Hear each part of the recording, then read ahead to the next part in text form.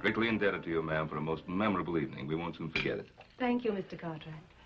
And I'm sure that Marion and I will never forget your wonderful hospitality. Yes, and we're delighted we were finally able to visit you. So were we.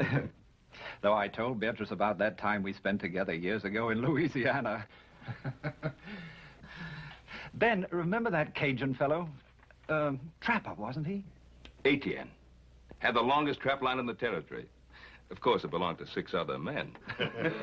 He'd come roaring into town twice a year, tear the place apart. Is that where you first met Pa? Yes, my first trip to America.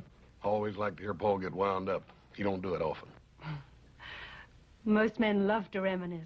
I suppose it's part of being a man. Or a woman. I'm sorry to break this up. Boss and I have some cows we have to bring down early in the morning. Yes, you do. If you'll excuse us. Why, of course. I hope your stay will be a long one. Thank you, little Joe. I agree with little Joe, ma'am. It ain't often we get an opportunity to have a filly like you visit us. Philly? Now, that's Hoss's greatest compliment. Night, ma'am. Good night. Good night. I get to see the New York papers now and again, Dunsford. I was reading about your last African hunt. I wish I could have been on it with you. I'd be interested in seeing some of your guns. I hope you brought them along. As a matter of fact, I did.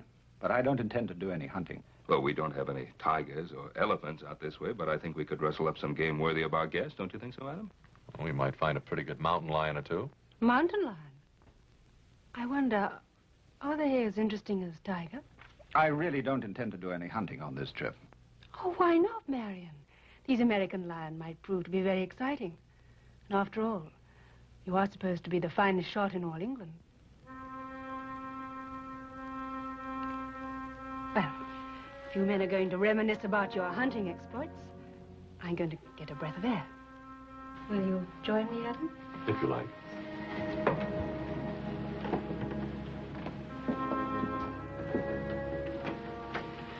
Well, Dunsford, you really shouldn't look down on our American cougar. They're awfully good hunting.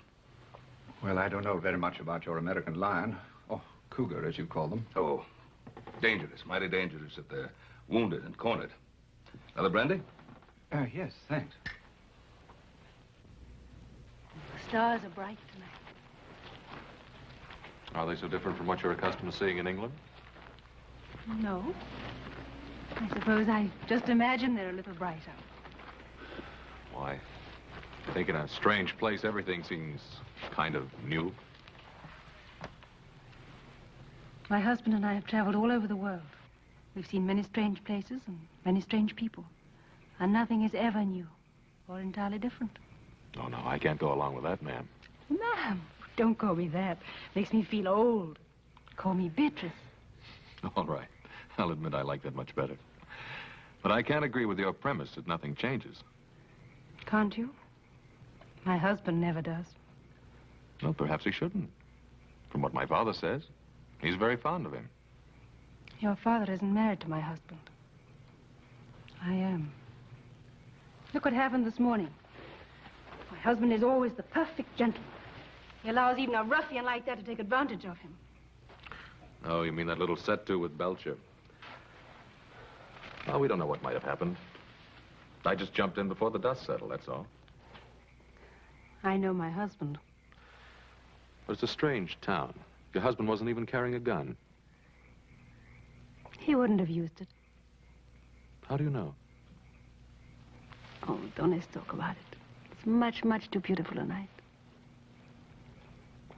You know, I think I'm going to like America more than I thought I would.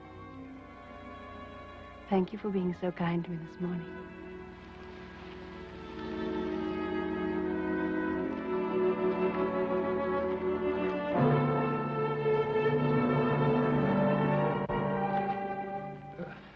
Adam, I've just about convinced Lord Dunsford that he do some shooting while he's our guest.